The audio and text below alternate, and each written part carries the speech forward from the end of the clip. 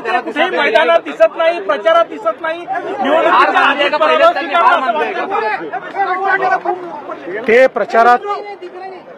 ते प्रचारात का नाही याची मला तरी कल्पना नाही. पण मी एवढंच सांगू इच्छितो, निवडणुकांमध्ये जनतेमध्ये जाऊन मतांचा जोगवा बागणं यालाच लोकशाही म्हणतात. लोकशाहीमध्ये घरी बसून राजकारण करता येत नाही. लोक आम्हाला मतदान करतीलच अशा पद्धतीचं त्या ठिकाणी कोणाला वाटत असेल तर तेही अयोग्य आहे. जनतेमध्ये गेलं पाहिजे. आमच्या परीनं आम्ही जेवढं जनतेत जाऊ शकतो आम्ही चाललो आहोत. ज्याला वाटतंय जनतेत गेलं पाहिजे ते जात आहेत, ज्यांना वाटत नाही ते जात नाही. मला त्यांच्यावर काही बोलायचं नाही. हो, लाडक्या बहिणींच्या नावाने महायुतीतले तिन्ही पक्ष मतं मागतात. आज शिंदे साहेब म्हणले की माझ्या काळात मुख्यमंत्री असताना सुरू झाली. असं आहे की आम्ही सरकारमध्ये एकत्रितच आहोत. अनेक नगरपालिकांमध्येही वेगवेगळ्या पद्धतीनं कुठे 2 पक्षाची युती आहे, कुठे अजून वेगळ्या 2 पक्षांची युती आहे. पण हे जरी असलं तरी या स्थानिक निवडणुका आहेत.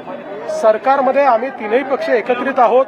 त्यामुळे सरकारमधल्या जेवढ्या योजना आहेत त्या तीनही पक्षांच्या आहेत, त्या कुठल्या एका पक्षाच्या नाही आहेत. म्हटलं की अजित पवारांचा राजीनामा घ्या, नाही तर मी अमित शहा यांना भेटेल. त्या काय बोलल्या मला माहिती. एकामेकांच्या पक्षाकडे उमेदवार घ्यायचं असं ठरलं असताना देखील काल रवी चव्हाण यांच्या उपस्थितीमध्ये ठाण्यामधल्या काही नगरसेवकांनी भाजपमध्ये प्रवेश केला.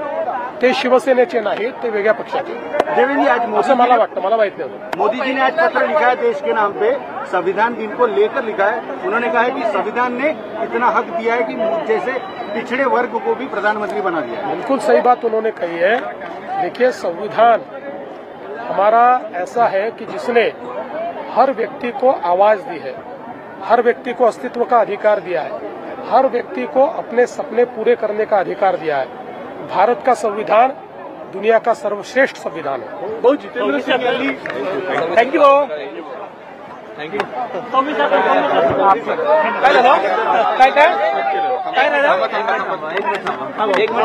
केंद्रीय मंत्री जितेंद्र सिंह यांनी बरं झालं IIT बॉम्बेचं नाव मुंबई झालं नाही असं म्हटलेलं आहे. त्यावर राज ठाकरेंनी भाजपवर मोठी टीका केलेली आहे. भाजपला मुंबई NCR गुजरातला जोडायचं असं राज ठाकरेंनी टीका केली. पहिल्यांदा तर हे सर्वांना माहिती आहे की बॉम्बेचं मुंबई करण्यामध्ये सर्वात मोठा वाटा हा रामभाऊ नाईकांचा आहे, भारतीय जनता पक्षाचे नेते.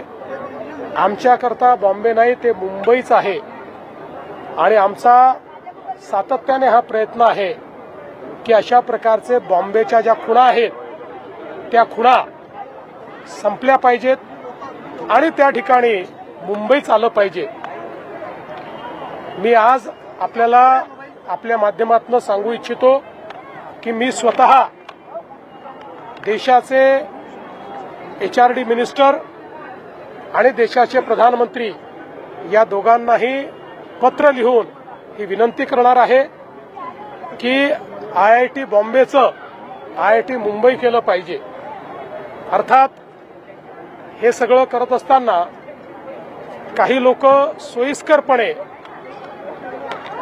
आपल्या मुलांना ज्या शाळांमध्ये शिकवतात त्याचं नावही बदललं पाहिजे अशा प्रकारची विनंती करत नाहीत. पण मला त्याच्याबद्दल काही बोलायचं नाही. भाऊ आज 26/11 आहे.